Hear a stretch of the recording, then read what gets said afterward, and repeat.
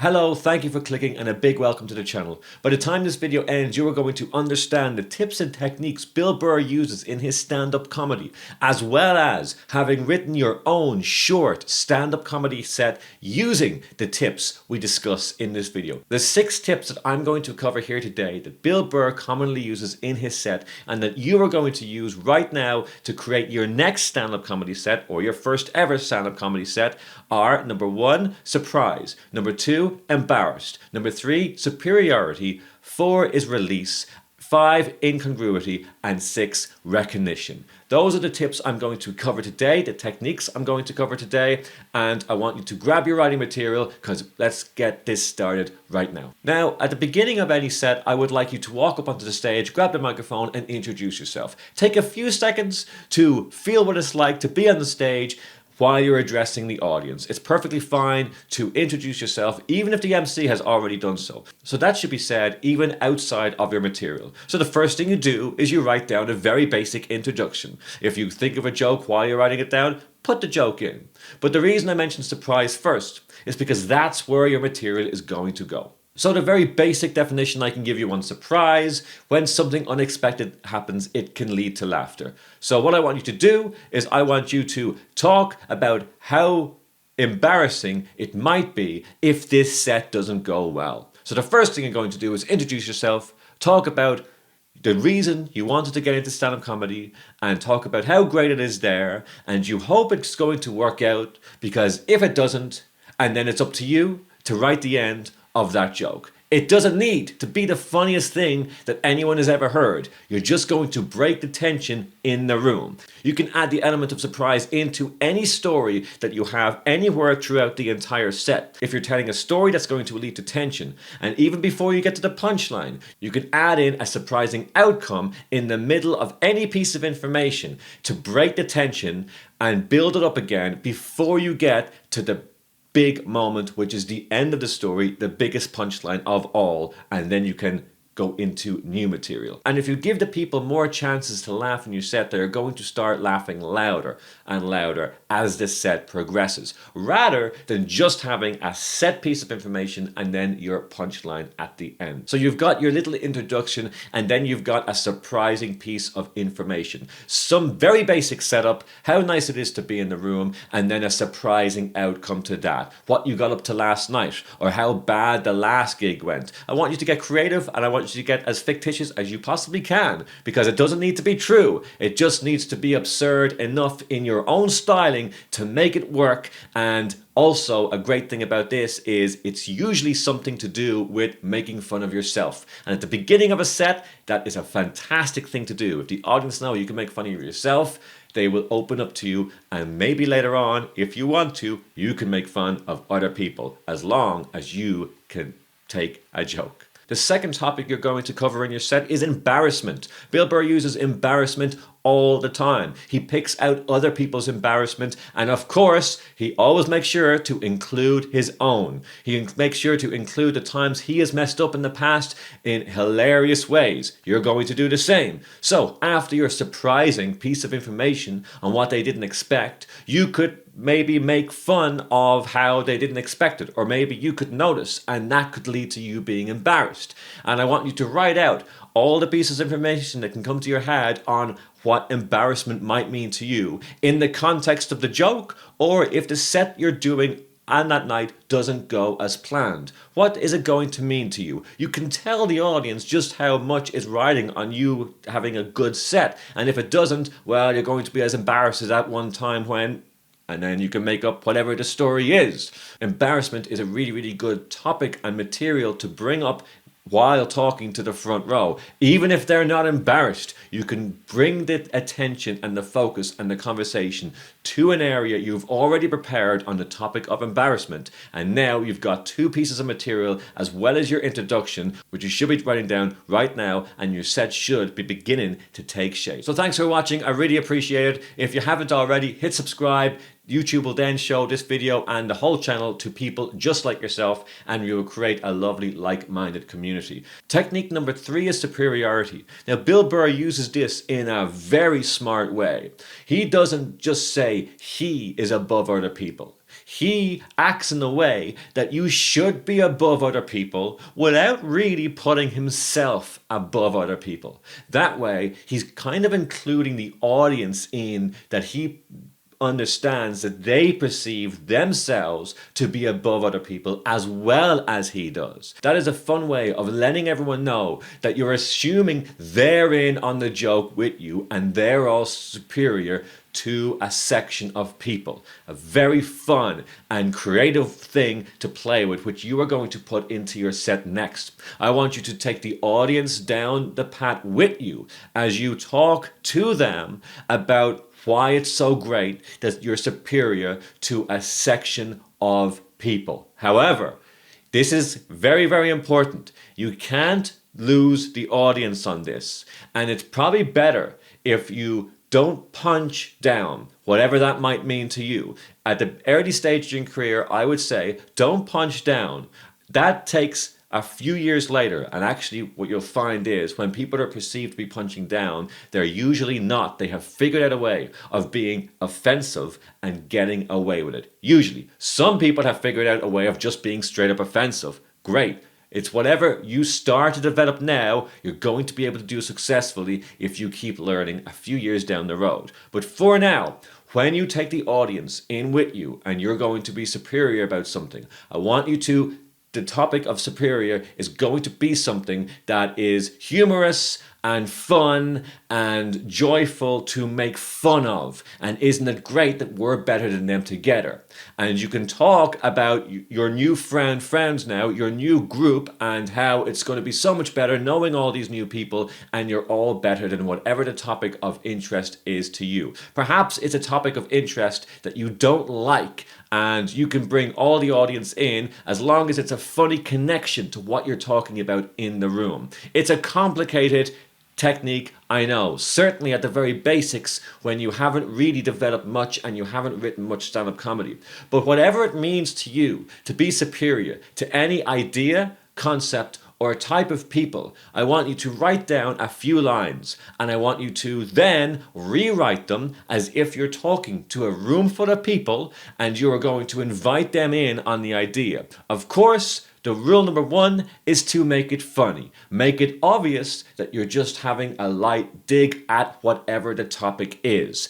And you're having a good time. And if they've already opened up to you because the beginning of your set was clear, you had a lovely introduction, then you went to surprise, then you went on to embarrassed, you've already made fun of yourself. You've already won over, hopefully, the majority of people in the room. Now it's time to go outside the box a little bit and do something that's a little more risky while keeping it fun. And that is definitely superiority over whatever it is, as long as you perceive to bring the audience in with it. You can't just be up on stage talking about why you're better than things, why you're better than other people. You need to bring in the assumption that they are there with you and they will laugh at the idea of either not being there with you or they'll celebrate and laugh with you on, yes, I agree with you that we're all better than whatever it is you are talking about.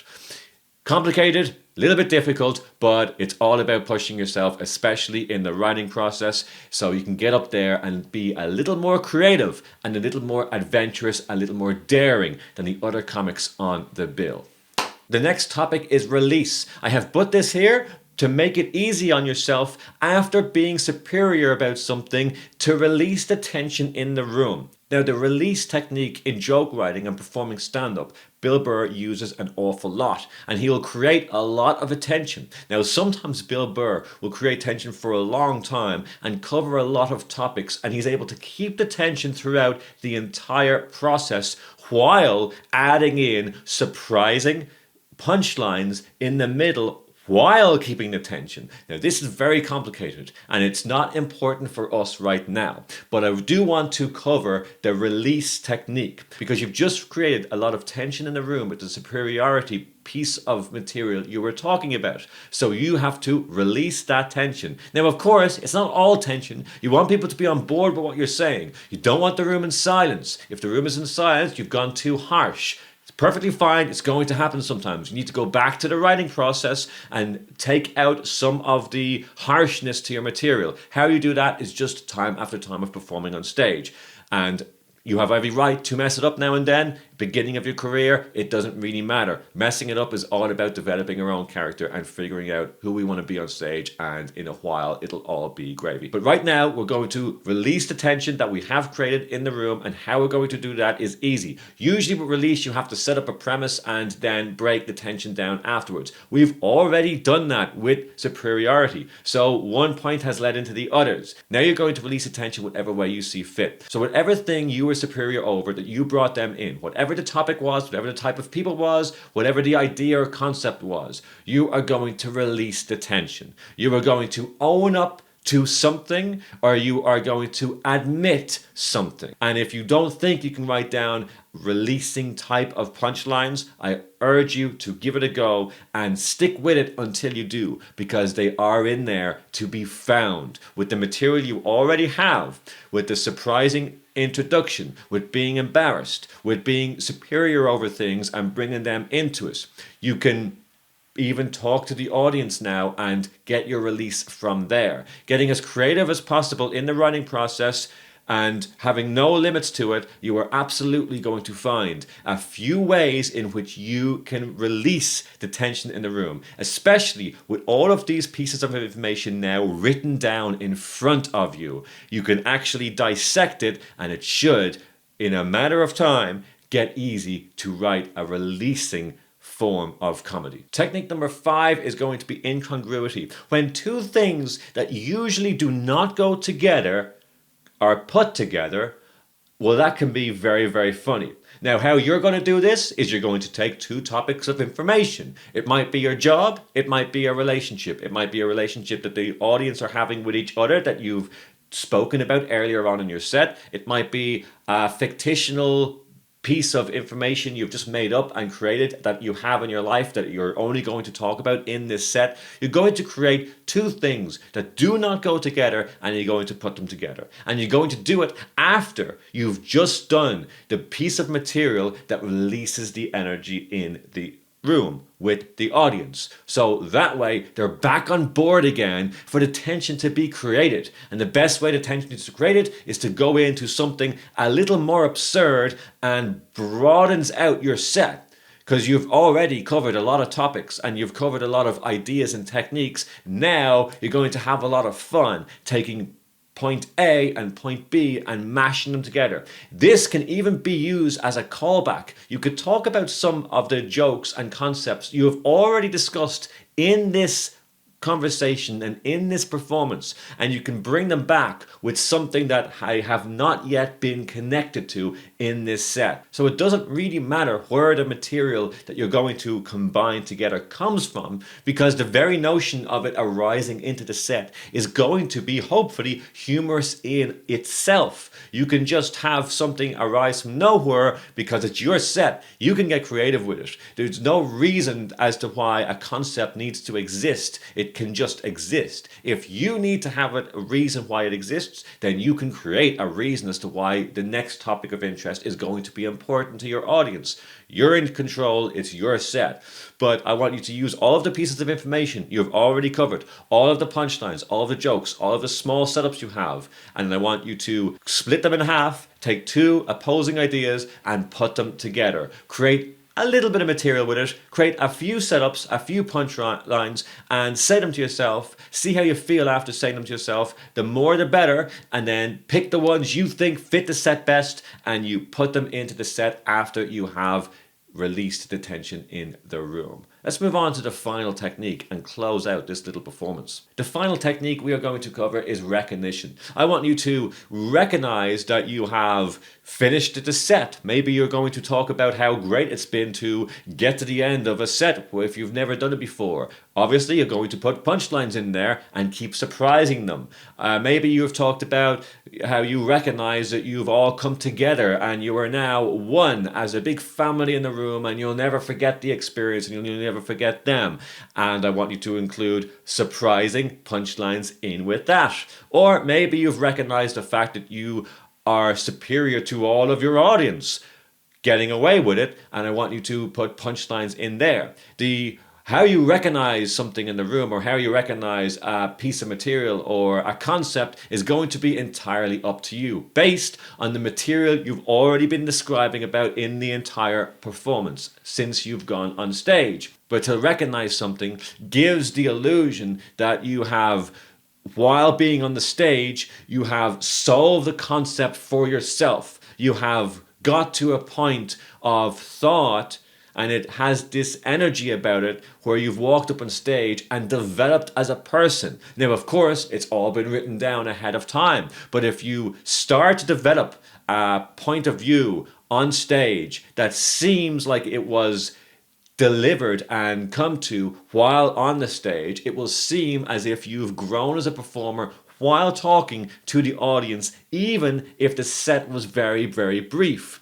And if they see you grow in front of them, well, that's very, not only entertaining, but it's very impressive to see a performer come to a senses or a point of view while being in front of an audience. And of course, the point of view in and of itself is going to hopefully be very, very funny, very creative, very witty. And this recognition is going to bring you to the end of your set. After you get there and you have told them your newfound self or your new idea or how you've all come together or how you have not all come together, whatever it is, then you're going to finish in a polite way by thanking them and you're going to leave the set. Now you have a very basic, very short set, but you cover principles and techniques that Bill Burr and many, many other comics cover all the time.